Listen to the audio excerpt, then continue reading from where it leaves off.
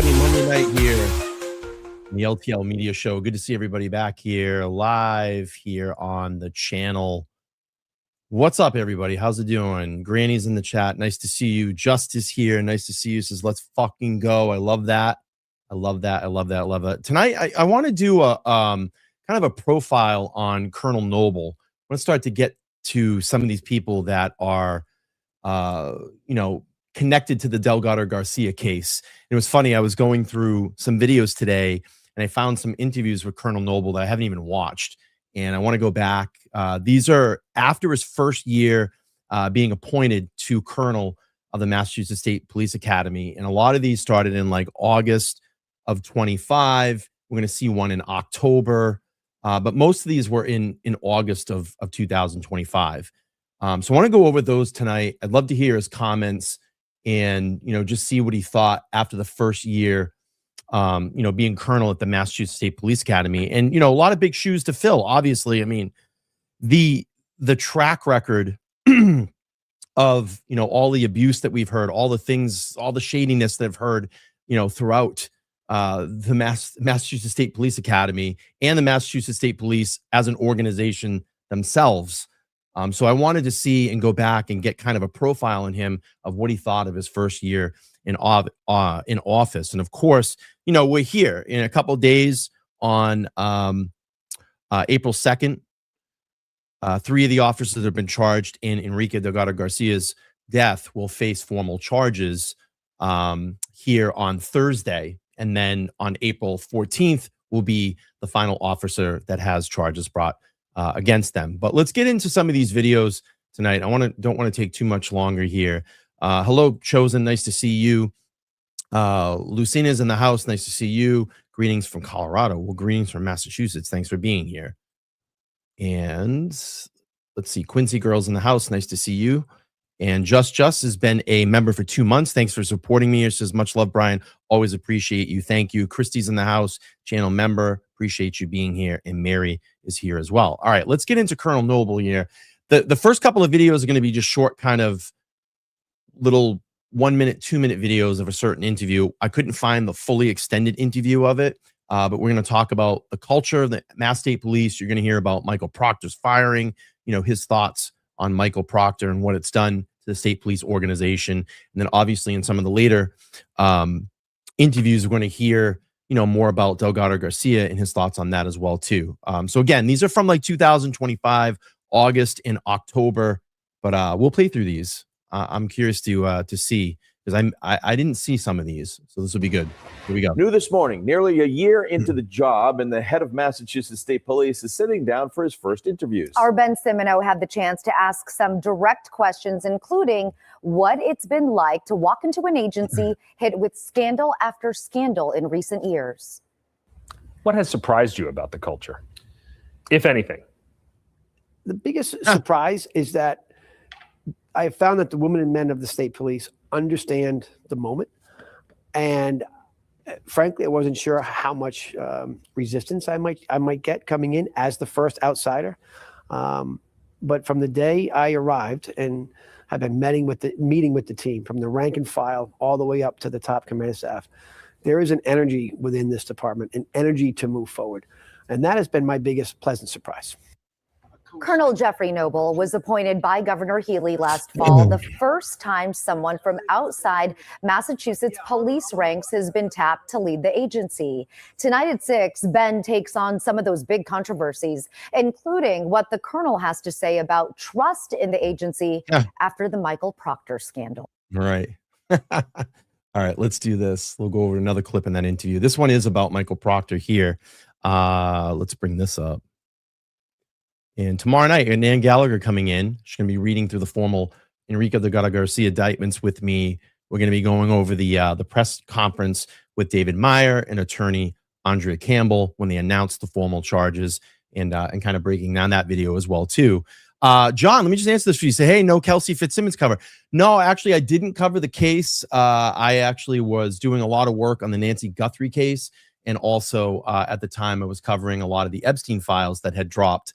And just frankly, in between my day job, it was really hard for me to keep up with a lot of the hearings and a lot of the the court proceedings that were going on. So I kind of got behind in it, and unfortunately I didn't have the opportunity to cover it. But there were some really great channels that did cover that. If you want to see coverage of it, I would urge you to go over and check out Mike from the Young Jerks, because he did a really good job covering that case, and is a lot of material on his channel about it. So definitely go check out the Young Jerks over on YouTube. All right, here we go. Let's play Michael this. Proctor has been fired from the state police, among other things. It certainly looks like he identified Karen Reed as a prime suspect before really following the details of where that investigation would lead him. And there were a lot of missteps that have been cataloged, too many for me to go through in that investigation. Why should the public believe that that is not happening in other cases? First and foremost, I think we have to, as an outsider coming in, looking at this department as a whole, we have to take into account that there is an incredible body of work being done every day by the Massachusetts State Police. We are actively involved in multiple investigations every day. And by and large, those investigations are being executed to the highest standards. And overall, I've been impressed across the Commonwealth. That said, part of my job is to be cognizant of areas where we can do better. How much damage do you think Michael Proctor did to this agency? His actions compromised a large portion of public trust within this department. Think? Not so much trust as our department operations, but trust on a bit of a personal level, and and the caliber of the human beings that are behind the badge.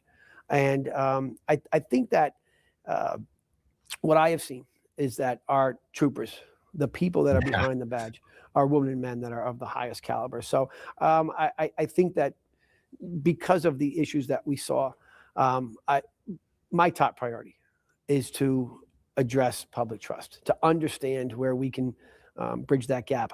We had to do that. There's a lot of distractions, I believe, that are out there. This question really shook him up, and I love it. It was a hard-hitting question, and you saw the pause, right away. And I like the first one when he talked about culture. And we're going to get into culture a lot tomorrow night when Nan joins the channel. We're going to talk about, the police academy culture.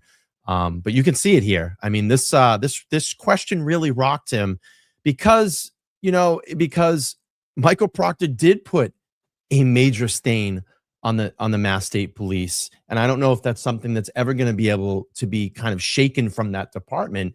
And then obviously now you're dealing with the Delgado-Garcia case, where we're finally seeing formal indictments that will be handed down on Thursday. It's a huge stain for the department, especially the academy, because that's where you go. That's where your journey in the Mass State Police starts.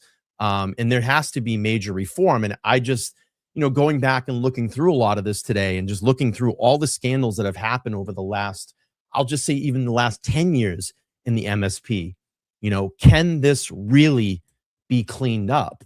And we still hear, to this date, the troopers are getting in trouble. So it's like, what is going on with this whole department? What is going on with this formal, I guess, policing entity here in our state? It just always seems that there's something going on. We have to do everything we can to work through the distractions and get to the actual issues, where the state police can meet the communities that we serve, understand what the issues are. Should that case have gone to a retrial based on the evidence that was gathered? Well, the decision to trial certainly defer and refer that to the DA's office on the prosecution and the appropriateness of the charges and or to retry a case. That said, our job as in being a former homicide detective and being involved in many major cases, our commitment as investigators is to uncover the truth. It's to approach every investigation as professionals with an open mind and ensure that we're doing everything we can as investigators to harvest the truth and then report it fairly and accurately. That is the mission. That is the job of any investigator. And those standards are what we are focused on right now.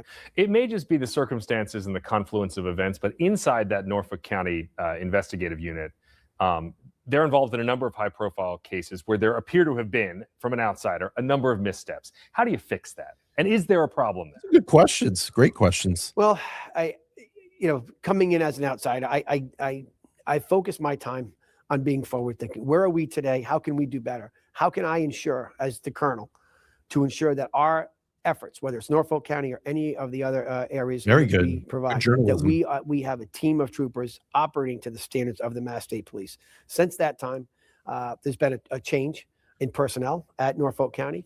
There's been a change of command staff at Norfolk County. We've implemented a series of in-service trainings, particularly aimed at our investigative cadre across the Commonwealth.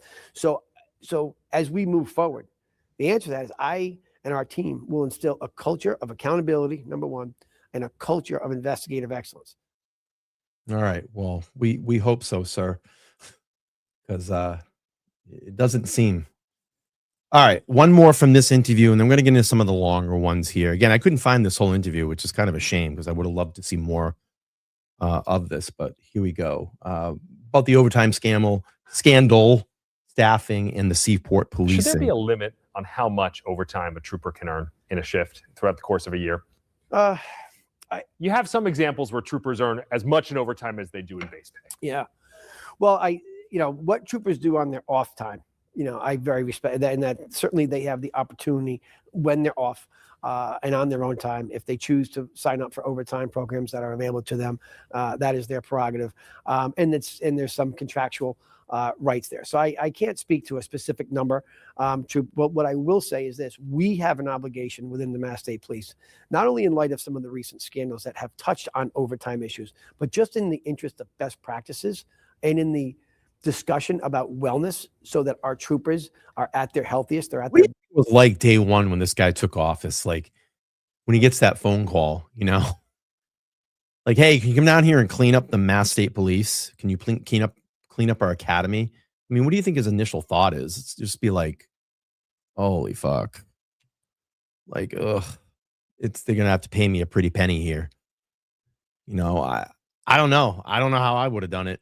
I don't know how I would have taken on this challenge. Best. We have an obligation as an organization to ensure that we have a host of insights, oversights, and controls regarding our entire overtime program.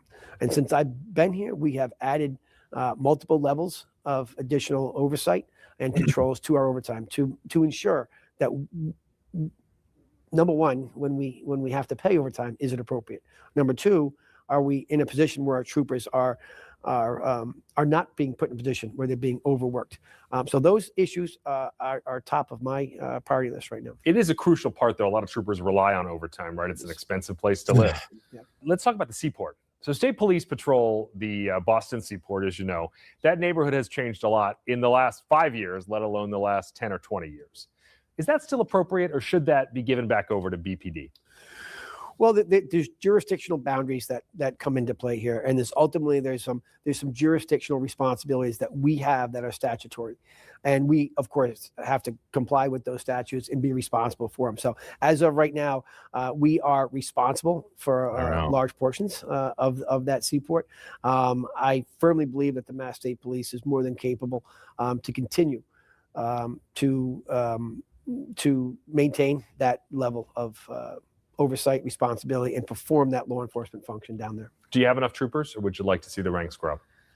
We're in a healthy place right now, but I think staffing is an issue for us. I am very tuned in to being forward thinking in this regard. It is critical that the Mass State Police continue to onboard new troopers. As you know, it takes well over a full year, sometimes 2 years, to go through the recruiting cycle, training cycle, and onboarding cycle. We have some major events coming up, like I'll point to FIFA 2026. We have World Cup. We have some major events that are going to be coming to the Commonwealth. Where security. Yeah, it was funny. It's funny you just said the World Cup, and I don't know if you guys all heard about this. Like people going through the neighborhoods, pissing everywhere, taking shits all over everybody's lawn. People are already complaining in the area. They're like, not with any of the Patriots games that we've seen. It's going to be madness down there. And they had a state trooper on. I don't know. I was watching one of the local stations. It was 5 or 7, and they were talking about like how just the other day with the practice game, how crazy the traffic was. I mean, I don't think Massachusetts has any idea what they're going to get into here. There's going to be people all over the place through that entire World Cup. It's going to bring in a lot of people. And I'm curious to see, like, I'd be curious to see what the Mass State Police staffing levels were at the time of this interview a year ago, and to where they are now. I'll try to find that report of people taking shits on lawns. I mean, you can't make this, you can't make it up. Hang on.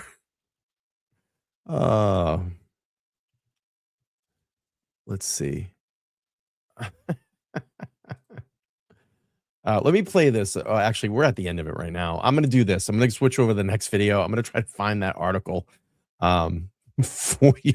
Bring it up. Some lady was pissed the other day. I mean, I would be too. Let's go to Christina Rex, and I'll play that. I'm going to look for that interview or that article about it. I just want to start with you starting in this job. It was, I believe, September 2024 that it was announced that you were going to start here. Yep. And there was a lot of stress put on the fact that you were coming from the outside. There was a search outside of Massachusetts for someone external to come in and lead state police. And this was in a time that was difficult for state police, coming off of an overtime scandal.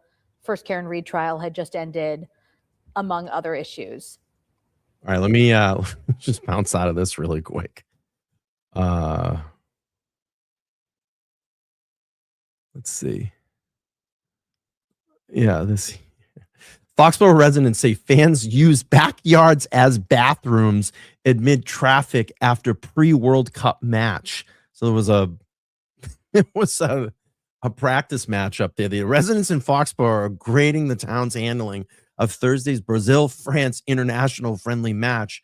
For those who lived in the area, big events are nothing new, but some homeowners say this test ahead of the World Cup, it did not pass for some. It crossed the line. Ring camera footage shared with Boston 25 shows gridlock traffic, but neighborhoods said the woods in the distance saw more than just a bumper to bumper.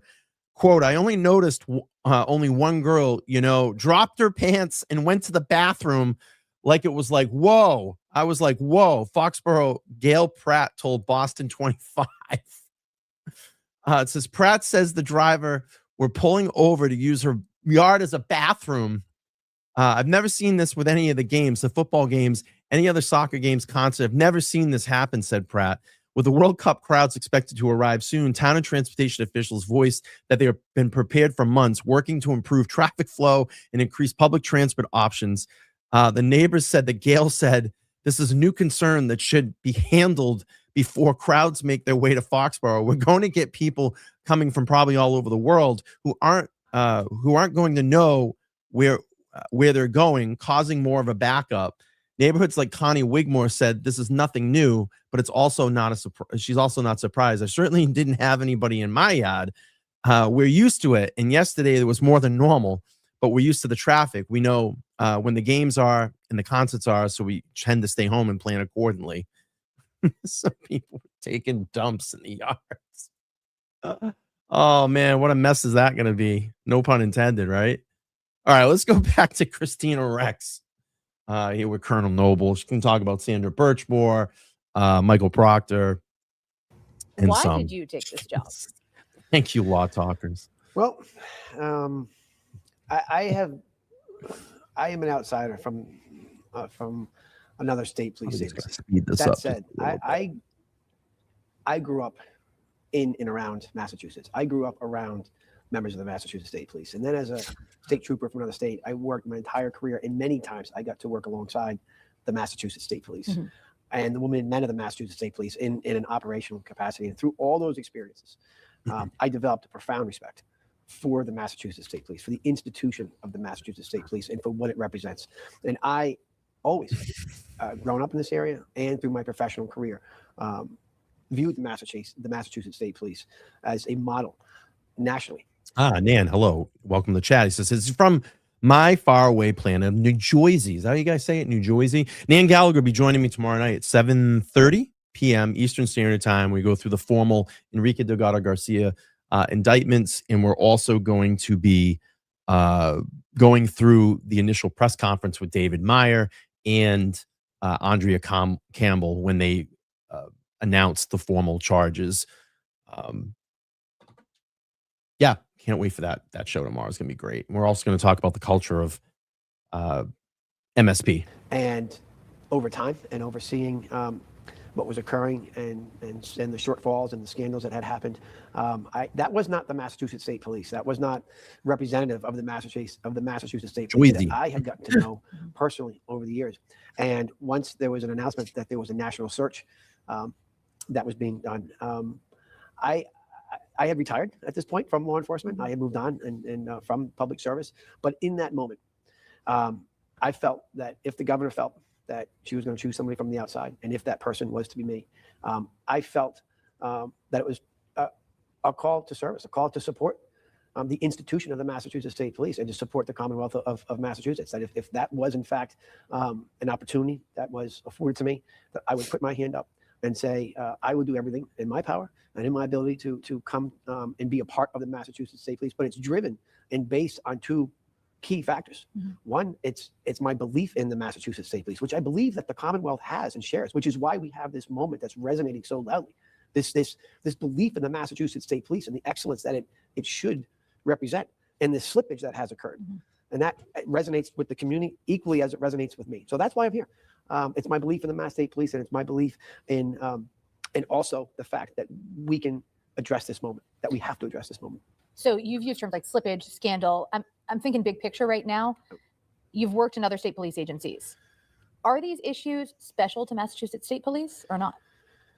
There are issues that are unique to any agency. Okay. I don't think that the Massachusetts State Police is unique in this regard. I think that underlying these issues is the fact that as a large organization and a human organization, there are human beings behind what we do. Right. We have an institution, but there are going to be issues. But what I do find that I can bring to this moment that is a bit unique is, It doesn't sound very sound. You know what I mean? Like, it's like, yeah, I mean, we're human. There's always gonna be issues. I don't think that would be something that I would be saying into my first year on the job. I mean, I would reassure and just say, like, look, this is going to be a completely different culture. We're going to completely change the academies. It's going to be, a top to bottom scrub of the state police themselves. That's kind of how I would be talking at this point, knowing, the major stain that the MSP has on itself. a focus and a laser focus on improving our management structures, the managerial internal controls that the Massachusetts State Police has to ensure that we have accountability across the board. And I think that if I was to drill down in one specific area that I believe that I can support the Massachusetts State Police on, it's to support this department through exceptional management practices, exceptional internal controls, so that our troopers are getting the support that they need to number one, do their job. But number two, there's management, there's oversight, there's accountability. Ultimately, at the end of the day, we are accountable to the public.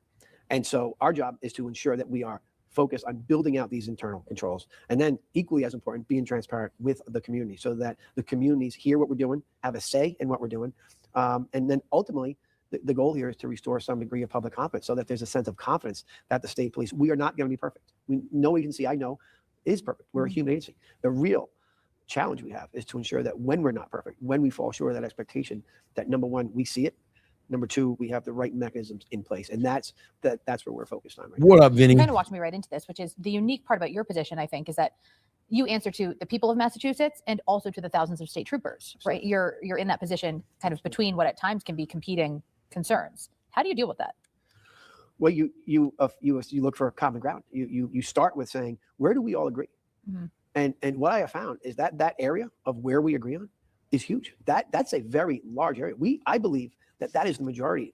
That area, meaning what I mean by that is we all agree that the Massachusetts State Police needs to be held accountable. The public agrees with that, and our troopers, I can assure you, agree with that. We all agree that troopers in our investigations and our troopers on patrol. Or I'll say this, or unions and lawyers. If we start hearing about unions and lawyers, I'm going to snap.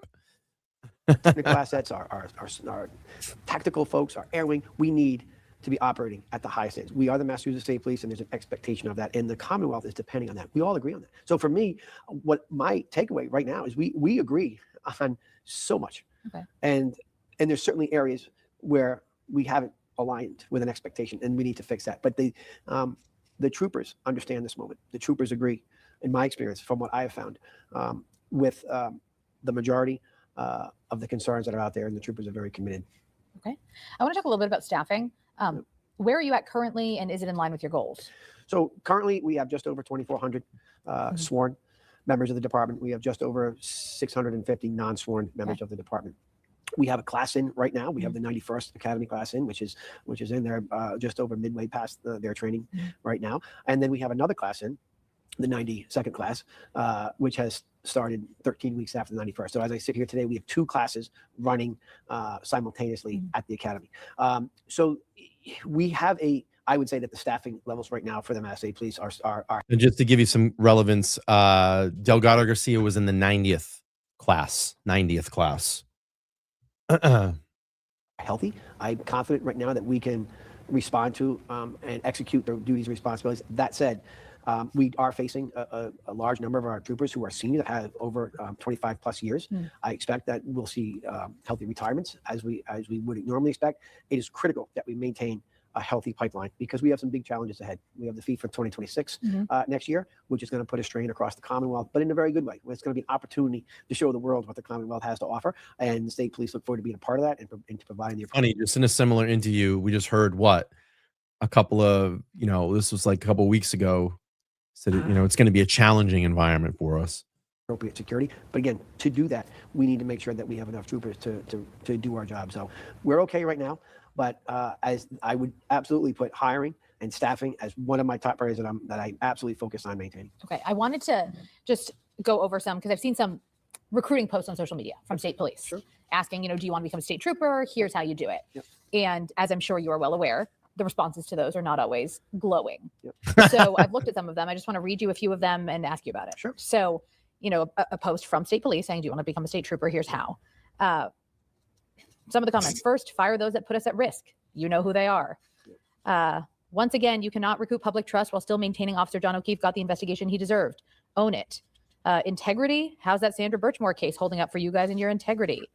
I can't believe state police have to recruit. It used to be one of the best jobs in the Commonwealth. Now it's a punchline. Enrique Delgado signed up to be a state trooper and ended up dead during a training exercise. No sane person would work for the stateys now because Proctor ruined them. I'm sure you see these comments. Are your recruiting efforts hindered? And why do you think that is? He's like, I see them, but they don't get read to me, 7 minutes into an interview. I like that. Christina Rex, go for it. I love it. She says, well, she kind of was like, oh, here we go. Like that was the tipping point. You could kind of see her like, well, I got to show you some of this. And it was kind of like slight hesitation a little bit, but she went for it. And now it's like, she's over the hill now. Now this was the moment that she was building up for.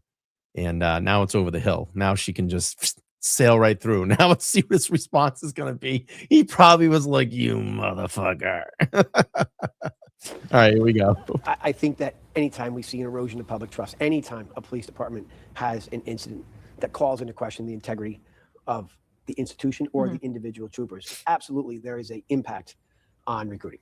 I think that, and we're seeing that here. That said, I also know very proudly that we have over 2,400 troopers that are out there doing the job and doing it very well every day. And I think that we, as the Massachusetts State Police, need to continue to ensure that we will understand, we will accept the impediments to recruiting, whether it's specific issues that we have regarding performance of individual troopers or something more systemic that there's accusations of. But my response to that is engage with us, talk to us. Through these messages and through our recruiting campaign, we are formally opening that door to say, learn about us, challenge us. And I expect hard conversation. I expect, and that's part of this job as a very public facing, and we are accountable to the public. And when citizens have commentary to respond to us, absolutely, we don't shy away from that. That's part of this business. But I would also say and challenge. Hey Renee, how are you? Say, take the extra step. And good to see you. We have formally, one change that you have seen through our excellence initiative and through our community outreach efforts is we have formally opened up communications. We are doing through the very post that you just referred to. We're opening up that door to say, come learn about us. If you're going to make a decision to pursue a career in law enforcement in the Massachusetts State Police, that's obviously a huge decision, but be informed. And we will accept and we will own and we will talk through the issues and the challenges, but we also want to talk about there's a lot of good to this job. And I still 100% believe that the Massachusetts State Police is an exceptional place to work. And frankly, I wouldn't have taken this job if I didn't believe that. We have to talk about the investigation into the death of John O'Keefe and the subsequent Karen Reed trial. You started this job as okay. He took it a little bit easier than I thought, right? He was prepared. interesting time right after the first trial ended. Exactly. And then you were colonel while the second trial went on. Topland. Of course, the number one state Topland. trooper whose name has been associated with this has been Michael Proctor. I know that all of the behavior that he was terminated over happened before your time here. I'm just curious if you can reflect on that, on all of it, frankly, on the text messages and his handling of that investigation and how it reflects on state police. Yeah, I think formally that the actions I've taken since I've been a colonel speak for themselves, as far as I ultimately am responsible for making the final decision to terminate Trooper Proctor. That's a decision that's got my name on it, and I stand behind that decision. Mm-hmm. But I think that when you understand and you look through the particular facts and circumstances regarding that decision, we have to look at it from a bit of a macro job-wide. We have to identify what actually happened. We have to look at that from a very good process point, standpoint and Yankee. say, did the Massachusetts State Police have the proper training, accountability, insights, and controls across the board to ensure that doesn't happen, to ensure that when our troopers are involved in an investigation, particularly a major investigation, a complex a death investigation, this comes from I spent 17 years investigating death investigations. Our mission needs to be laser focused on finding the truth. Period. Hard stop. That's what the mission of a detective is to uncover the truth, regardless of what direction that it takes you, and to follow the facts and evidence of your investigation, and to do so with integrity, with confidentiality, and with the professionalism that we expect. So all things that Michael Proctor did not do. To your point, all those issues that factored into that decision, just like any other investigation I'd like to offer, we actively have been and will continue to take back to our team, digest the issues, learn from them, and then absolutely we have the responsibility to put measures in place so that we can report back to the public and say, we've learned from that, we've gotten better, we've improved, and now we're moving forward. So in that case in particular, is the takeaway that perhaps Proctor's mission was not just to find the truth? Well, he's gone. The investigation itself, keep in mind, took place before right. I got it. So decertified from post, fired from the MSP. Yeah, he's gone. He's gone. And he tried to sit into a post appeal and try to get his job back, and he basically stopped, halfway through and just said fuck it, threw in the towel.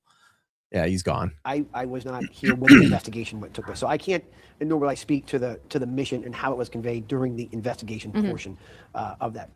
What I can say is that in my review of the after action reports and of the issues that were raised that I reviewed through the internal affairs process, certainly we identified areas where I think being specific to our core mission, a reminder to our core mission, is appropriate here. The actual why do we have troopers assigned to these cases? Why are we there? Well, we're there to uncover the truth, and I believe that it's our job, and in my job, sitting in this role currently as the colonel, to make sure that we are being loud and clear with the why and what we expect from our troopers, and that why absolutely is, as far as investigations goes, is aligned with the core mission of uncovering the truth wherever it takes you. So we've taken some steps towards that. If you'll allow me to describe one particular step that we've done is we have, if you are an investigator, if you're assigned to an investigation role within the Massachusetts State Police, I look at that, and our team looks at that as an expertise, as an expert position. And with that comes the expectations that our troopers will be prepared, trained, and will perform as an expert. So to that effect, we've implemented a new in-service program for our specialized units, where just like a doctor has to go or a lawyer has to go for continuing education credits, any trooper that's assigned to a specialized unit will be required to undergo advanced training to keep up with the changing dynamics or the environment, but also be adaptive, but also understand where we can do better. That's part of it. That's part of a really healthy organization. So we just put our troopers who were assigned to investigations, about 500 or so troopers, through that first exercise, through that first training. That's new.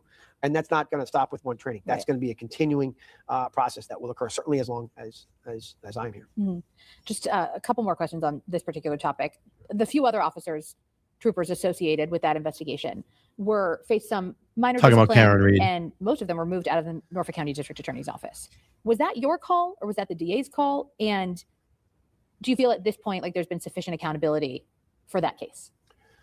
Ultimately, the transfer of troopers lies with me. Okay. Ultimately, our policies. So transfers of troopers, at the end of the day, comes down and under statute is under the authority of the superintendent. So the transferring of the colonels ultimately is my decision. Mm-hmm. That said, moving certain troopers that were involved in that investigation, it ultimately is my decision, and I believe it's the right decision. But that decision was collaborative. Let's face it; those guys didn't get enough. They didn't get enough. Tully didn't get enough. You know, Buchanan didn't get enough. You know, Proctor became the fall guy. That was it. Proctor becomes the fall guy. We just kind of poo-poo and move the other people along. We transfer them out. They lose a couple of titles. You know, that's how that all got covered up. And still working today. It's still working across multiple levels that we needed to make some changes. So it wasn't, when I got here and started assessing some personnel decisions, putting new commanders, new supervisors in key positions, particularly in Norfolk County, I firmly believe was in the best interest, was a decision in the best interest you of think? the Commonwealth, of the citizens of Norfolk County and the Mass State Police, and I wasn't alone in that decision. So Exactly. just based on having covered both of these trials, it's pretty clear that state police, based on their investigation, as well as prosecutors in this case, believes that Karen Reed was responsible for John O'Keefe's death. Do you feel as though state police's performance in that investigation contributed to the lack of conviction at the end of the day? Absolutely. Yeah, I think anytime when you have a charge that's brought to a defendant, and as the lead investigative agency in this case, which was the Mass State Police has, and you have a case where the jury finds that there's no probable cause to convict, then absolutely the investigative body has to look through that and to say, why did we not give the jurors enough information? Did our mechanisms that we had in play to report that information, was our investigation lacking? So I think we, the state police, have to look in the mirror and say, what could we have done better? What are areas? And I think in this case, this case obviously was very publicized, so we don't have to look far to really look through that, and then to be focused on moving forward and say, we need to put, what can we have done? But I would just add to that, and to say that the way the state police is operating right now, it's not limited to one particular case. Right. Every single event, the way that our management structure is operating right now, we are in a posture right now where everything we do, whether it's a motor vehicle crash investigation, whether it's a security incident or a security event like the Boston fireworks show, where we had a huge security presence, or it's a marathon event, or it's any event, we have a management style in place right now in the state police that we are after actioning what we do, with the notion that we can do better. So it's that sense of humility that we have to take to look ourselves in the eye across the board and say, where can we improve? If we're doing things great, that's great, and we are doing things great, and we'll enhance those areas and we'll replicate them. But it's incumbent upon us to ensure, and we have done that, and we will continue to do that, whether it's the trial in Norfolk County or really all of our operations. So do you? It's like we kind of hear this every time. We kind of hear this every time there's a leadership change, right? We're going to go in. We're going to clean it up. Don't worry. We're holding people accountable. We're doing these things. And then there's just reports, trooper after trooper after trooper after trooper involved in some type of scandal or, domestic situation or whatever it may be, caught drunk driving, whatever it may be. Just never really seems to clear up. It never seems to really clean itself up. My confidence level in these like leadership changes are next to nil. But we'll see. We'll see what else saying now that if a situation like the death of John O'Keefe, something similar were to happen tomorrow, that it would be handled differently by troopers.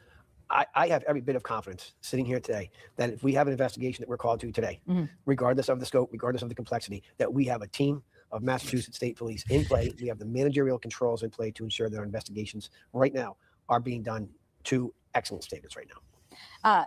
I want to ask you about Sandra Birch more as well. I know this was also before your time, but it is a case that's now ongoing at the federal level. And it seems as though there was a local investigation, a state police investigation, then ultimately nothing came of that until the feds got involved. And now, local. Vinny, got to say accountability. So if it wasn't for people like you exposing what these troopers do, he would still be working. Yeah, it takes a collective collaborative effort, man. It's like we just do these shows to lay the platform, but it takes our community to start going out there and actually asking questions of all this, this fuckery that goes on in the state and getting involved in their communities, and I always talk about this all the time, is like, it's very important that people go out and try to make some certain change in their community by, voting, getting behind candidates that you think, obviously we can't vote a state trooper, head of the MSP in that gets appointed by the attorney general, but and the governor. But it's like, you have an opportunity here to go out and vote for people in your community. I think people waste way too much time on the national election. You have to live within the community. You live in your town, your city, whatever it may be. And we always hear these things like, oh, I'm so sick of the people that are running my town or my city. Well, go out and actually find good candidates, do your research on your candidates, and then go out and actually vote for someone that you want in. And that's the problem, is that I see like a lot in these local elections is like there'll be 30, 40,000 people that live in a town or a city. And then you look at the voting totals and it's like 4,000 people went out. So you've got to just, the candidates know they just got to tip the scale a little bit to get in, So if I can go over and get to this certain group of people and they're going to go out and vote for me, it just tips the scale and I get in. And that's how you end up with a bad candidate. I have some certain situations going on in my city right now that people are pissed off and they've been out every Sunday protesting about. And I'm like, yeah, but you fucking people, I love it. You're angry, but it's your fault. Like, you don't go out and vote. I have over 32,000 people here in my city. And you look at the voting total and it's like 5,500 people went out and voted when it was time to vote for a mayor. And that's why we have a problem, because no one goes out and actually votes and makes a change. And then what happens is something major happens. They're either going to shut down a facility or something's not working in the town or the city. And then everybody just runs to Facebook and they start screaming about everything. You've got to get out and make a change. Vote for a candidate that you think is going to do well for your community. And if they don't vote them back in. Because that's what we see, the repetitiveness here. Oh, well, might as well just, they have an R in front of their name. They have a D in front of their name. You know what I mean? Go out and actually do the research on your candidates, and get people in that are going to work for you in your community. All right, let's get back to the is in jail. Where and why did state police drop the ball there? And is that part of what you're looking into in your role? Certainly it is, and that investigation certainly is ongoing right now. So I can't comment specifically on that investigation specifically. That said, I think there's no. What was when it comes to us working with federal partners? Not speak this a little bit. Hang on a second here. What case can you not speak on? Where and why did state? I want to ask you about Sandra Birchmore as well. I know this was also before your time, but it is a case that's now ongoing at the federal level, and it seems as though there was a local investigation, a state police investigation, then ultimately nothing came of that until the feds got involved. And now, local cop is in jail. Where and why did state police drop the ball there? And is that part of what you're looking into in your role? Certainly it is. And that investigation certainly is you're running right now. So I can't comment specifically on that investigation specifically. That said, I think there's no, when it comes to us working with our federal partners, to speak this a little bit more broadly, we welcome another agency coming in and looking at investigation. I think there's a little bit of misinformation out there that there is on whether it's that particular case or others. We welcome that. And if another entity, another law enforcement partner, in this case, the federal authorities come in and say, hey, we want to look at this case. We want to engage. We want to work through the evidence. We have the shared common goal. Okay. And on this case, as well as the other areas where we work, there's no space between us. We want the same thing. I've communicated that directly with our federal partners, that anything we can do from the Mass State Police on any investigation to support a thorough investigation. And there are times when one department comes in and helps another department realize success. And there's times when another department, that's law enforcement. And that's why it is so critical that we work well with our partners. So we support any of their efforts to do. We are continuing to support that investigation in any means necessary. So the way the public might perceive the FBI coming in as a failure of state police, you don't see it that way? I can understand that there's perceptions out there. That specific, again, I won't speak to that specific investigation, or perhaps when the time comes, when it's appropriate to, I'd be happy to. But as far as that specific investigation, because it's an ongoing investigation, I can't speak to that. Okay. I know we have spoken a little bit about this, but Enrique Delgado-Garcia, he was in training. He passed away during his state police training. Do you have an update on the status of the internal investigation here? So to be clear, when we say an internal investigation, that there is no internal investigation regarding the death of Trooper Enrique Delgado-Garcia. Okay. That investigation has been assigned It's to now an external It's an investigation. external investigation. So I just want to be Right. clear. And that investigation David is being Meyer. done by an independent prosecutor who was assigned. That decision was made before I got here. And obviously that decision, I believe, is wholeheartedly appropriate. And by design, the Massachusetts State Police is walled off from that investigation. So we don't have an investigation into his death. I'm aware that there's an investigation ongoing. We're completely cooperating with that investigation. And we, like so many others, the community, the family, we want the same answer. We are eager to hear the results of the investigation. And we are eager to understand the circumstances when it's appropriate. And I also understand that this is taking a considerable amount of time. I can't speak to that because I'm not part of that investigation. But I can say, as an investigator broadly, I know that we want to get it right. We want to learn from it. We want to, and I'll defer to the independent prosecutor on his investigation and the timing thereof. But when the appropriate time comes, we look forward to learning about the investigation, understanding what happened, and our resolve to do everything in our power to avoid any of our trainees being hurt or dying in a training environment. Our resolve and our commitment to ensure that we do everything in our power to not have that again is never ending. Is there It literally cannot happen. It literally cannot happen again. And someone yesterday, when I was going through, and if you haven't watched the stream yet, please go back and watch it. I did a case overview in Enrique's case yesterday, and had a mix of like videos and a slideshow. But someone in the chat said, why did this take so long? And it was like, the only thing that you can start thinking about, why did it take so long? One, they investigated a lot of people. I mean, it was like over 150 people that were interviewed and 350 exhibits that were added into this case. And number, two in all of this is lawyers and union representatives. Everybody lawyered up. Everybody grabbed their union representative. And then when I said that, the person was like, that makes a lot of sense.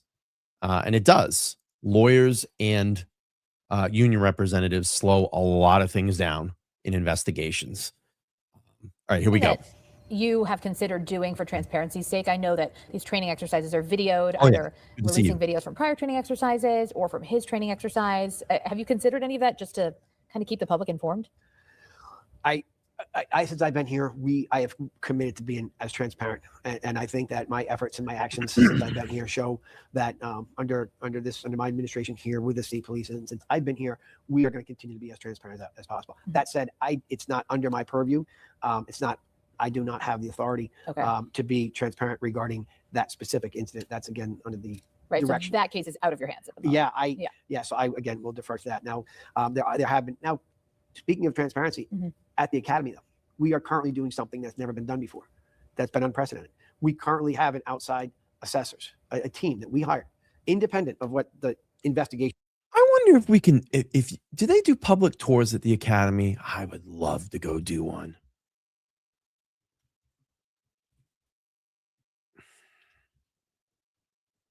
That's something I got to look into. Maybe I can go. I don't know if you can tour the academy. Can you tour the academy?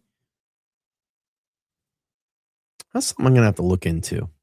That investigation is separate. But what we You have probably been don't. doing, and this is something that's come from within, but I would also say it was also ordered by Governor Healy. On the day that I got sworn in, I had a discussion with Governor Healy, and she ordered an external review of our state police academy. So while the separate investigation's been ongoing, we meaning separate from that investigation, contracted with the International Association of Chiefs of Police, and they have been on site, open doors, watching, learning, having access unfettered to our training, to our curriculum, to how we're doing it. And so I would say from a transparency standpoint, we have been doing things. We have been taking action that is unprecedented. So what's occurring right now in our current class is not happening behind some wall of silence or some closed doors. We have external folks from all over the country, experts in policing, other police departments on site, part of the training process right now. And at some point soon, they'll do a complete report, and I will look forward to reviewing that report. And the public will. And Dan will be over here tomorrow. Absolutely. Yeah. I look forward to sitting down. If you allow me, we'll talk through what those recommendations are, and where appropriate, we will adopt those recommendations. Before I get to my final topic, which is your excellence initiative, I do need to go backwards with one question I missed, because I know that I think part of the reason we're still here, right? This trial in Norfolk County ended now months ago. Part of the reason we're still here is because there's a lot of people who can't let it go, who still feel really, really strongly about it. And they're going to want to know, given that, is the investigation into the death of John O'Keefe now closed? So that case, as it stands, I have to defer to the Norfolk County District Attorney's Office for the status of the investigation. That is ultimately their decision to comment on it. So I will respect that. That said, the Massachusetts State Police is what any new information, any information that is out there that can come into the Massachusetts State Police, whether it's on this case or any case, we welcome. And our posture is and always will be, we will respond accordingly to appropriate information in our seek for the truth. Okay. Let's get into your Excellence Initiative. This was announced relatively recently. And I want to read this one line from the press release that you put out when you announced it. It says, the goal, more or less, is that this Excellence Initiative underscores the department's unwavering commitment to upholding its values of integrity and professionalism, ensuring operational excellence and accountability, fostering community engagement, and public trust. What prompted this? Was this an idea before you started here? Did this come to you as you kind of observed what was going on with state police? How did this come about? This is a direct reflection of the way that we're doing business moving forward. We need to first of all, do an assessment. We need to look objectively across the board, understand where we're doing well, where we're operating well. But the way that we are approaching this is we are going to move forward with a plan, and that plan is going to be inclusive, not just from the state police. We are not sitting at our table as troopers and as with a command staff of folks wearing the uniform and saying, hey, what are we doing? Just the opposite. We've opened up that conversation. We've increased our community engagement efforts, which you'll see as part of that Excellence Initiative. We've opened up the door. I would also highlight the fact that one of the first things we did was we created a new position within the command staff of the Mass State Police. So we have a new title, a position of Chief Community Engagement Officer, who is a non-sworn member of our department who comes in without prior law enforcement experience. And that role very specifically is to bring a voice, bring a difference of opinion to our table as we move forward. So these are some things that have happened already since we've been here. But did they say it doesn't have law enforcement? Wait, let's go back here. Did you say that they don't have any law enforcement background? What was that? Engagement efforts, which you'll see as part of that Excellence Initiative. We've opened up the door. I would also highlight the fact that one of the first things we did was we created a new position within the command staff of the Mass State Police. So we have a new title, a position of Chief Community Engagement Officer, who is a non-sworn member of our department who comes in without prior law enforcement experience. And that role very specifically is to bring a voice, bring a difference of opinion to our table as we move forward. So these are some things that have happened already since we've been here. But the Excellence Initiative, after my initial assessment, we said, well, we are going to come up with our top priorities. And that's what that is. And out of my commitment to being transparent to the troopers and to the communities, I felt it was appropriate to put it out there. And to put it out there in a meaningful way and say, this is where we're at. This is not there's no victory lap here, just the opposite. This is what we've come up with right now. This is what we are working on. And this is our intention to move forward based on, and it's also, I think if the public should know, is what is this? Is the state police doing anything? Is the state police listening? Does the state police understand that moment? And at a high level, what that reflects is an eagerness for the Mass State Police to run towards this conversation. We're not running away from the tough questions. And that's not just me saying that. That's the entire department. That's been my experience with this department, that the women and men in this department recognize the moment and say, we are proud troopers. We understand that there's been issues. We understand it. And we're going to run towards it. We're going to work with the community, shoulder to shoulder. And that Excellence Initiative provides simply a platform where we can be open with our first steps. And I look for feedback. That's why I'm sitting down here today. I am curious about the trooper sentiment. Have you received pushback at all? I mean, it can't be easy to have thousands of troopers who feel like the entire department is under a microscope and under constant criticism, and then have to go through this initiative to kind of regain public trust. Have you gotten pushback on that from the troopers at all? I have not gotten pushback, which is a testament, I think, to the caliber of the women and men that wear this uniform. That said, is it uncomfortable? Absolutely. Absolutely. No one, no trooper, no police officer, no public servant, no professional wants to be in a moment where we have to sort of look ourselves in the eye and say, hey, what are we doing? We need to change. We need to look ourselves in the eye and say, yeah, you think? It's not wholehearted change. This department, by and large, is operating at an exceptional level. And I've been so impressed every day by this department. But that said, I don't think any organization, I don't think any professional wants to have even an outside colonel. If I could talk to that, I recognize that in this moment, very respectfully, that as an outside colonel, what does that mean? What does that mean for the department? I frankly didn't know what level of reception I would get. I know I've been a state trooper for most of my career. I'm very proud, and I've always felt a strong connection to the Mass State Police and respect. But that said, until you're here, you don't understand. And but once I got here, it was loud and clear that the troopers welcomed this moment and said, "Let's go, let's understand." No trooper likes to have. All right, so we'll just throw this out to the chat. So you've heard now an hour of Colonel Noble chat here in some of these interviews that we've played. I'd love to see how you would rate him on a scale from 1 to 10 right now. 10 obviously being the highest and 1 being the absolute lowest. Let me know in the chat what you think. Let me know in the chat what you think. 1 to 10, 10 being the highest, 1 being obviously the lowest. Here we go. We'll keep playing this here. Going through what it went through over the last several years. And the rank and file, right up to the top command staff and the seasoned troopers, 100% in my experience, have supported what we are doing, saying, yeah, let's be thoughtful too. Let's be strategic. And that's what we are trying to do. We are trying to do it the right way. It's going to take time. I understand that. This is not a Band-Aid. There is no Band-Aid. We are going to work through this together, and it will take time. And I know that the troopers have to resolve to stay with this conversation. We'll go through ups and downs, but we'll do it together. And I just want the community to know that we take their expectations profoundly. The people of the Commonwealth of Massachusetts expect and deserve that their Mass State Police are the best in the business, are out there achieving and executing the job of policing to the highest standards. And they should expect that. And we welcome that. And I think that expectation has been built up for over 100 years, so high that when there's a downturn, the public says, that's not the state police. I was going to say that, Nan. I feel a lot of word salad going on. I just feel like he's kind of gone in circles, not really letting us know, kind of dodging some questions, talking in a circle. We all know it's by design. Look at that. We got a 5. We got a 5. Amanda says 3.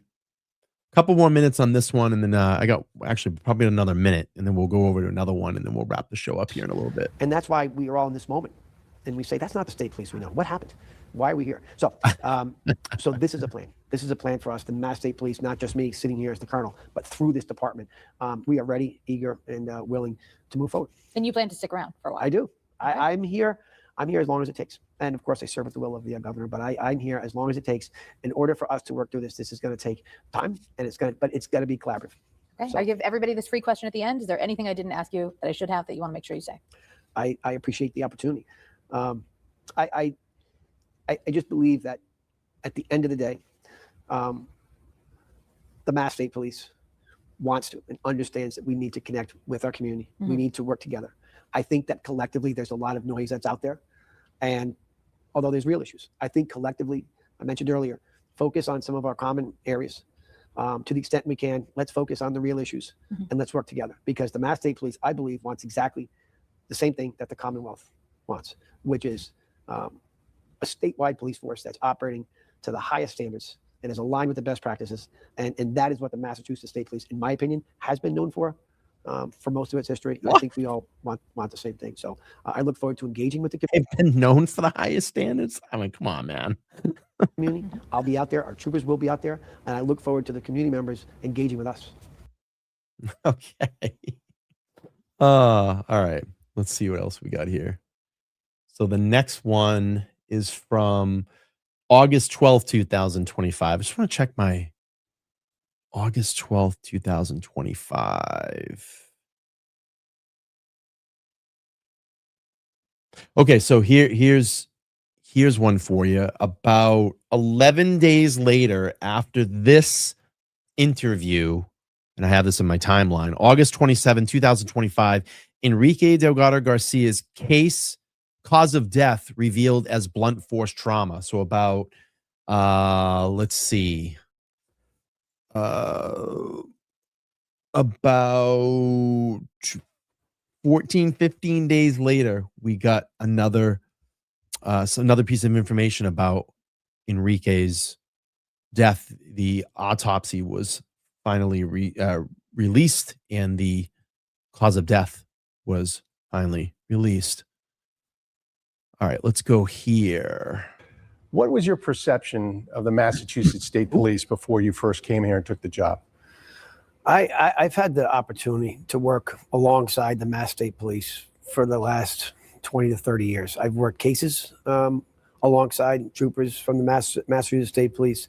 My impressions and my experience were always that the Massachusetts State Police were known and had a reputation of being exceptional law enforcement officers, women and men with the highest caliber of integrity, competence. That was my experience. That was my perception coming into this job. You come in with a law enforcement perspective. What do you think the general public's perception of the Massachusetts State Police is? I think that particularly in recent years, based on specific incidents, based on some of the issues and the scandals that the Massachusetts State Police have gone through, the public trust, the public confidence here in the Commonwealth has decreased, certainly. You look at you talked about the scandals, some of the things that have happened. Is a culture change crucial for the state police under your leadership? Absolutely. Yes, I think that a culture change for the Mass State Police is appropriate in this moment. I think that here in the Mass State Police, we understand the moment. And I think that the women and men from the rank and file all the way up through the command staff understand that as we go forward, we need to change. We need to adapt. What is culture? How would you define it? And how will you change it? Culture is the norms and the values of the agency and the ability for the women and men who work in the agency to adapt to those norms. And I believe that the Massachusetts State Police has and should and will, under my leadership, adapt the norms which are built upon the best practices on national excellence, built upon things that are meaningful in law enforcement, which are integrity and honesty, but most importantly, competency.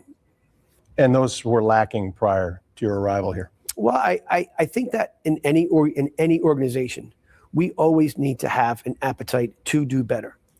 That we need to have a culture where we reject the status quo, where through everything that we do, we look at each operation, we look at each investigation, and we then take away from it and say what worked, what didn't work.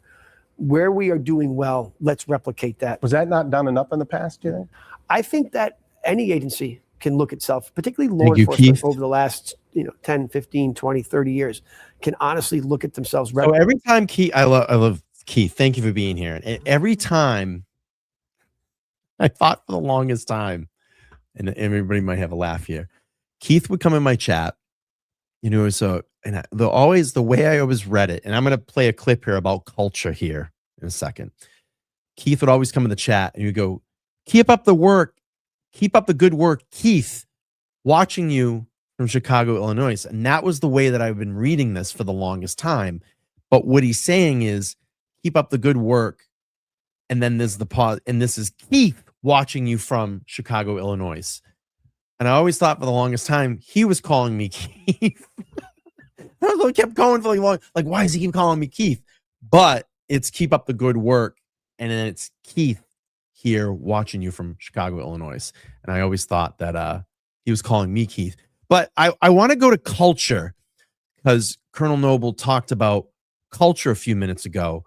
And that is a major problem in the MSP. And let's hear about the culture and especially the culture at the Academy. I still think this plays a big part of the story in Enrique's case. It's really hard. But like I said, for people like me or people like Delgado, Spanish, or Black, it's really hard. New at 6, a former classmate of the Massachusetts State Police recruit who died after training says the State Police Academy is run more like a fraternity and not everyone is welcome. The WBZ I-Team was the first to report Enrique Delgado-Garcia was critically injured in the boxing ring at the academy. There's no Thanks for staying ring. with us tonight. I'm Lisa Hughes. And I'm David Wade. The former recruit who spoke with the I-Team says he experienced hazing at the police academy and says Black and Hispanic people were treated differently. WBZ Chief Investigator Cheryl Fiandaca here now with the exclusive story. Cheryl? Well, Lisa, David, the recruit, says he is heartbroken about his friend and former classmate. He says he expected the police academy to be tough and was prepared for difficult training. But he says he was not prepared for the harassment, humiliation, and discrimination he suffered. And after 18 weeks of training, the police cut him from the class. The I-Team was there when he was finally ready to unpack his academy bags. This is everything that I have in my bag. For this former Massachusetts State Police recruit, these photos showing him wearing an academy uniform are all that's left of his dream. Since I came here in the country, my dream was like to be a state trooper. The state police dismissed the Haitian immigrant from the academy just 6 weeks before graduation. Enrique Delgado-Garcia was his carpool buddy and his classmate. He died last week after sources say he was seriously injured during a boxing training exercise, where trainees pair up and fight each other. He was a good kid. He was really, really good, helping me, helping everybody. The academy himself is really hard for people like me or people like Delgado, Spanish, or Black. It's really hard. They make it really hard for you. I know they don't like us. They show you that.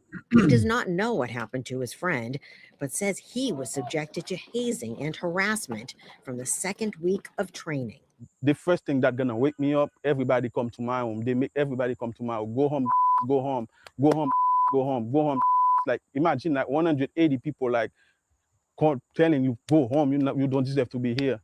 It was a lot for me. An Army reservist, he survived boot camp and 4 years in the military. Thank you, But says Natalie. his experience at the State Police Academy was more like a fraternity hazing instead of elite law enforcement training. Making me sweep the floor with my uniform, like in my stomach, like it's not a training. What is the training? And that make me counting breaks after everybody sleeping. And like trooper telling me like he will do everything that in his power to not graduate because I don't deserve to be here. Wanna walk to mommy? All of this heartbreaking to hear for his wife and young family who sacrificed so he could go to the academy and realize his dream. We come here and for him to want to do better. And you get there, you face with you being humiliated, you being discriminated. Training is training. I understand that. I'm in the military. I know boot camp. Training is training. You have to teach your trainees how to really protect themselves out there. But there's nowhere it says in the book that you need to break someone down so low to where they can't study, they can't pass a common sense exam. He was let go by the state police on August 23rd. Since that, in the second week on the academy until the 18 weeks, it was really hell for me. It was really hell every day for me. Wow.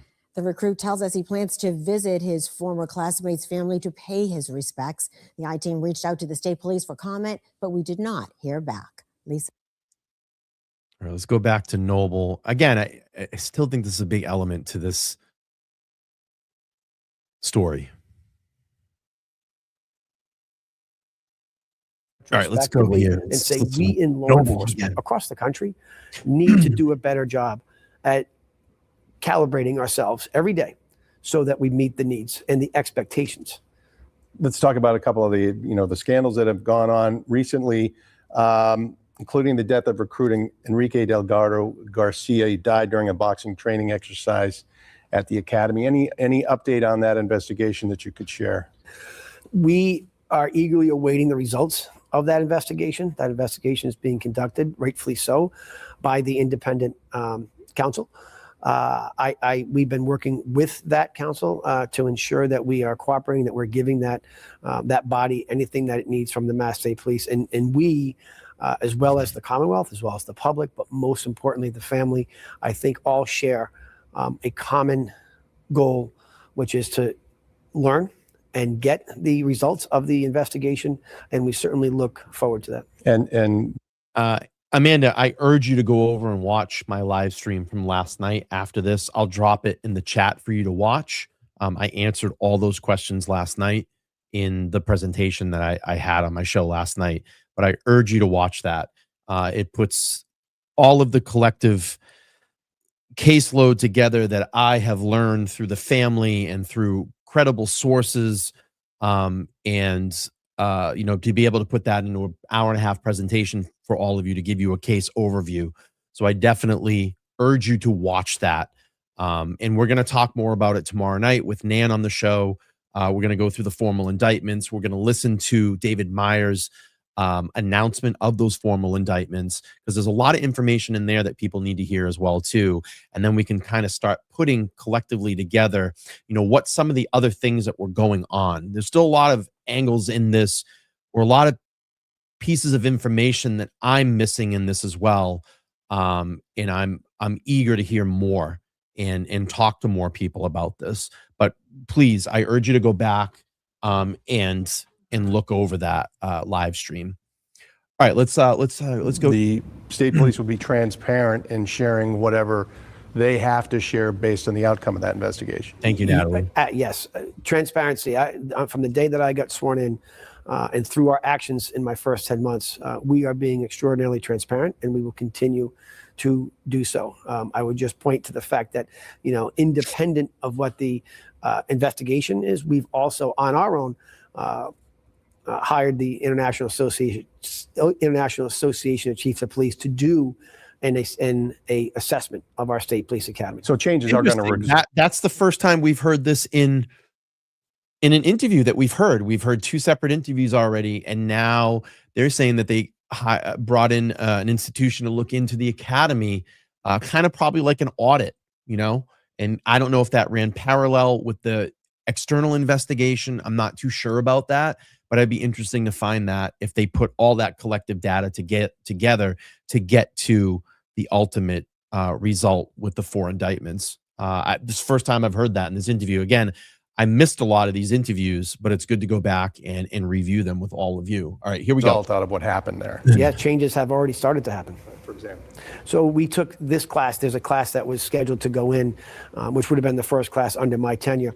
Instead of having one large class, we made a change to that and broke that large class into 2 cohorts. Yeah. And the goal was to reduce student to instructor ratio.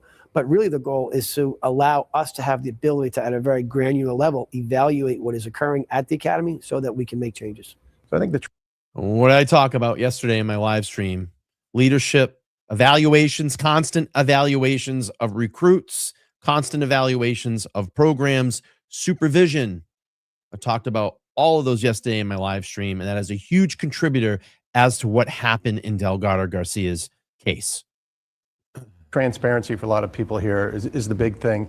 You go back 15 years ago, it was a group called IRE, Investigative Reporters and Editors, I'm sure you heard, and they gave the Massachusetts State Police the Golden Padlock Award as the most secretive public agency in the United States. And they said, in part, Massachusetts State Police habitually goes to extraordinary lengths to thwart public records requests, protect law enforcement officers and public officials who violate the law, and block efforts to scrutinize how the department performs its duties. Granted, do you know how many FOIA requests that I get turned down constantly? Not only from the MSP, but from the Norfolk County District Attorney's Office as well too. All the public information that should be there at our fingertips, I constantly get turned down on FOIA requests. And then MSP in Norfolk County will play the shuffle. I'll go over and I'll do a FOIA through Norfolk County, and they'll go, nope, you got to go to the MSP. And then I'll go to MSP, and they go, no, we don't have the information. You got to go back and ask Norfolk County. So we get all of that stuff, the constant back and forth in all of that. And I actually just put some new FOIA requests in today, and I'm waiting to see what the results of those are going to be. I might hear from them in the next fucking 6 months. They're supposed to get back to us in 10 days. I mean, that is the law, to get back within 10 days. And sometimes mine don't get answered for 6 months. And then, or I just get to a certain point where I have my legal contact at the MSP, and I'll call and I'll go, Josh, I put in these FOIA requests, 6 months ago. Can someone start looking into them? We need this information. And then I'll usually get, oh yeah, we'll look into it. And then it's another 3 or 4 weeks until I actually get an answer. And most of the time, they're denied.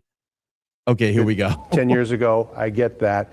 But can you guarantee residents in the Commonwealth of Massachusetts that the state police will be much more transparent and things like that are part of the past? Count on it. Yes, I am entirely committed to being a very transparent organization. We are a public entity. Like the we DMV. report to the Commonwealth. We answer to the citizens of the Commonwealth. And I think in the first 10 months, I think that Well, you're not answering to me. I'm putting in requests and not getting answered. through our actions, you've seen a noticeable increase in us being transparent. And I would highlight the fact that we've just announced this excellence initiative. We aren't announcing that initiative as if it's an end game and this is the solution for all of our issues. This is a plan. But the reason why we are out there talking about it is because we want feedback.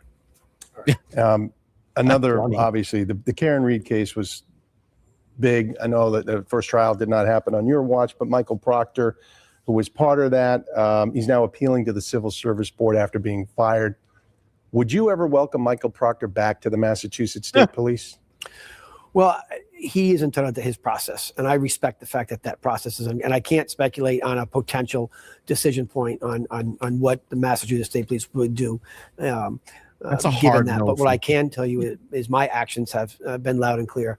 I stand behind the decision that we made, and I believe that it was a righteous decision. He has claimed in his appeal that he's being treated differently than other troopers who've been disciplined.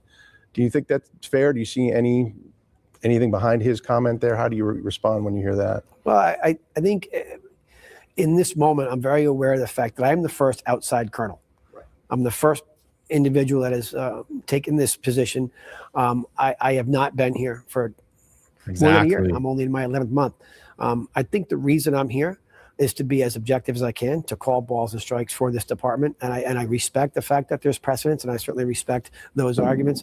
But since I've been here, I have and will continue to make decisions that I believe are in the best interest of the Massachusetts State Police and the Commonwealth. It'd be difficult for him to have any effective role on state police, given everything we've learned about the case and all of the notoriety around it, don't you think? I would have to wait for the civil service decision before I would make any decisions. I want to follow. I'll get back to that in a second, but I do want to follow up on one thing you did say. Being an outsider, I mean, you didn't come up through the ranks. So is that a positive or a negative? I mean, fresh look, yes, but then it's like, well, he's not one of us. So how has that worked out for you so far? Yeah, I coming into this job, very respectfully, I understood that as the first outside colonel, that brought with it a lot and a very unique set of challenges. I had to get to know the culture. I did not have the benefit, and I thought that would be a bit of a hurdle that I would overcome. But in my time here, my takeaway is this is an opportunity. It has been perhaps my greatest asset coming from the outside and being able to look at this department without the perspective of being part of it for 30 years and really asking questions and challenging that status quo that I talked about. Do you think has the public kind of said to you, hey, we needed a guy from the outside, we're glad you're here because of that? I have heard that at all levels, but not only have I heard that from the community, but most importantly for me, I've heard that from the rank and file, from the troopers, who've said that the troopers understand that we need to move forward. And if bringing in an outsider, I have felt that since the day I got here, that the troopers have felt welcome to that introspection, have felt welcome to an assessment from an outsider. A couple other questions here on Karen Reed. She obviously can't be charged with any crimes she was acquitted of. Would you be in support of any new charges against her? And if that were to happen, what would your reaction be to that? I would defer to the district attorney for any consideration on additional charge. And there's speculation, and I understand this. Yeah, they just fucking always gotta put Karen Reed away. Would you want to have fucking new charges on her? It's like, all you hear about this stuff. It's like, bro. Jesus, man. Speculation is what it is, that she may be interested in filing a lawsuit against the Massachusetts State Police. She did. What would your reaction to that be, and how much would that affect what's going on here in a case which I'm sure you would like to just put in the past, learn from, and move on? Yeah, we are entirely focused on moving forward, but we are eyes wide open to learning and evaluating all of the incidents, the investigations that we are involved in, and learning from those takeaways and just looking forward. So I can't comment on how I would feel should she decide to exercise that. And you know, with the Proctor case, the testimony that he had instead of the other troopers, you talk about learning from all of these investigations and things that happen in court. What came out of that you looked at and said, you know what, we got to improve on this area, that area specifically? For me, the area that we have to have a never-ending resolve to address is simply the word accountability. That's what it comes down to. The Massachusetts State Police is committed to operating at the highest standards. I believe that in many areas we are operating at those standards, but it is our job, and I think it's my job in this moment, to ensure that we have a structure in place to ensure that our troopers across the Commonwealth, so this interview was in October of 2025. So he had been there already 11 months. So it is a little bit older interview. Again, I hadn't seen all of them. And when I was searching through, looking for some profiling on Noble today for today's show, I came across a lot of these, and I said, well, let's take a look. Let's see how the interviews kind of vary. And I think you get certain different things that he kind of lets up on in these interviews, but very protective of a lot of the stuff that they talk about. So they're on patrol, or they're working in a specialized unit, holding themselves to the high level of accountability that we expect from our troopers. And my job is to make sure that we have the proper mechanisms in place as an organization. Do you think there is a trust problem between the Massachusetts State Police and the residents of the Commonwealth? Yes. There has been an erosion of public trust based on recent events. I am very focused on ensuring that we do our part, that we do everything we can to break down those barriers and bring back and earn that public trust back. But I also would note that I think that there's perceptions out there on a lot of these issues. And I also think that through our efforts and through being transparent, I'm really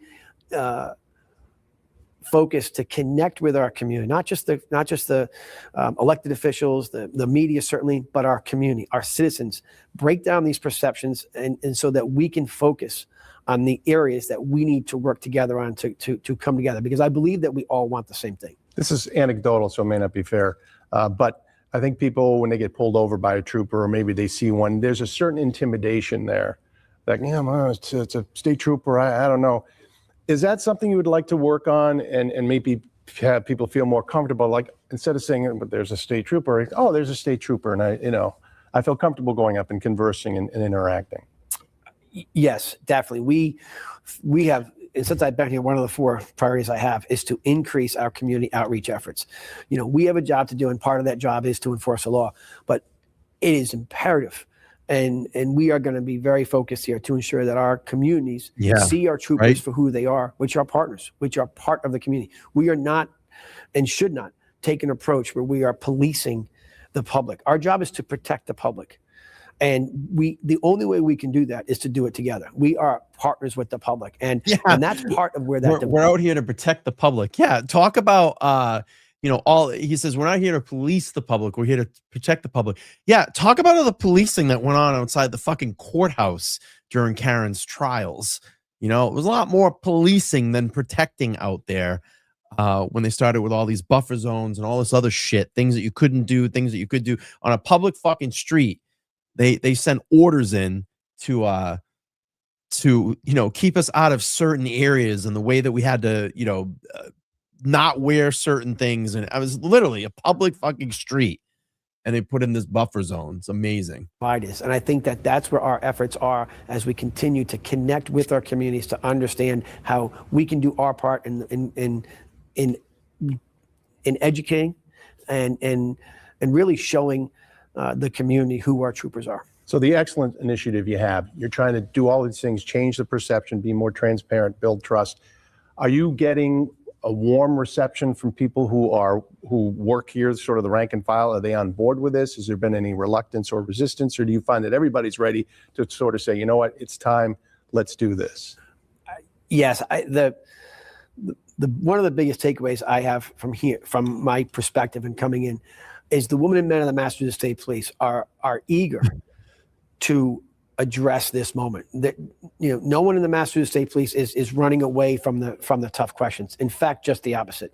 The women and men of the State Police are entirely committed to going towards the tough questions, to understanding that moment that we find ourselves in, and to move forward. I have not met with any resistance from inside this organization to do better and to work on these issues. Let's pick a time arbitrarily 5 years from now.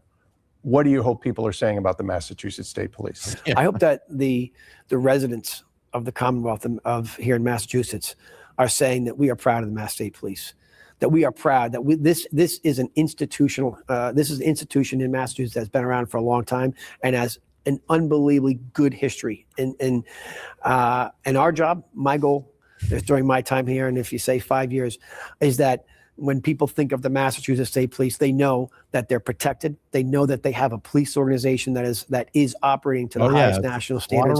And most importantly, they have an organization that they can trust. And attainable? Absolutely. Absolutely. Great.